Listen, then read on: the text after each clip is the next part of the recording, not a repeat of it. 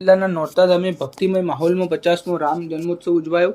રામનવમી પર્વ નિમિત્તે મોડી રાત સુધી જામ્યો આધ્યાત્મિક ભજન સત્સંગનો કાર્યક્રમ। સંત શ્રી દોલતરામ બાપુ અને પરમ પૂજ્ય વિશ્વ ભારતીજી મહારાજે સૌને વ્યસનમુક્ત બનાવવા અપીલ કરી આશીર્વાદ આપ્યા હતા। પાટણ સમીપ આવેલા પ્રસિદ્ધ યાત્રાધામ સમા નોરતા ધામે પરમ પૂજ્ય શ્રી દોલતરામ બાપુ તેમજ પરમ પૂજ્ય શ્રી વિશ્વ ભારતીજી સહિતના સેવક દ્વારા દર વર્ષની જેમ ચાલુ વર્ષે પણ રામનવમીના પવિત્ર પ્રસંગે 50મો રામ જન્મોત્સવ ભક્તિસભર માહોલ વચ્ચે ઉજવવામાં આવ્યો હતો। શ્રી દોલતરામ બાપુ અને વિશ્વ ભારતીજીના શુભ આશીર્વાદથી આયોજિત કરાયેલ રામનવમીના પવિત્ર પર્વ નિમિત્તે વહેલી સવારે પૂજાપાઠ અને મહાઆરતી સાથે વિવિધ ધાર્મિક ઉત્સવોનો પ્રારંભ કરવામાં આવ્યો હતો, જેમાં રાજકીય સામાજિક આગેવાનો સહિત સમસ્ત નોરતા ગ્રામના ગ્રામજનો સાથે હજારો રામ ભક્તો ઉપસ્થિત રહ્યા હતા।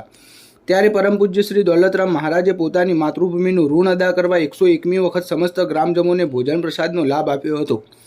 તો દોલતરામ બાપુના આશ્રમ ખાતે 18 વર્ણની સમાજના લોકો એક જ પંગતે જમતા હોય સાચા અર્થમાં સામાજિક સમસ્યાના દર્શન પણ જોવા મળ્યા હતા। તો સંધ્યા સમયે સંત શ્રી દોલતરામ મહારાજના આશ્રમની બહાર રામનવમીએ લઈને ભાતીગળ લોકમેળો ભરાતો હોય વિવિધ ખાણીપીણીની લારીઓ સહિત વિવિધ મનોરંજનના સાધનોનો રામ ભક્તોએ અને બાળકોએ મોટી સંખ્યામાં લાભ લઈ આનંદ વ્યક્ત કર્યો હતો। તો રાત્રે ઉત્તર ગુજરાતના ખ્યાતનામ કલાકારોના વૃંદે આધ્યાત્મિક ભજન સત્સંગની સરવાણી વાહવી મોડી રાત સુધી રામ ભક્તિની રમઝાન મચાવી હતી। તો રાત્રિ દરમિયાન યોજાયેલ ભજન સત્સંગનો લાભ લેવા ધોળપુરના રામ ભક્તો 5000થી વધુની સંખ્યામાં આવી પહોંચ્યા હતા।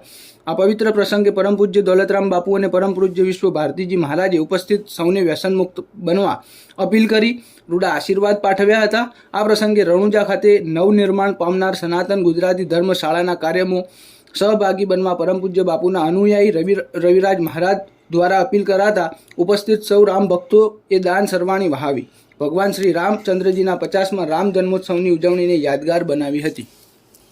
रिपोर्टर इकबाल शाह, आज का भारत न्यूज, पाटण।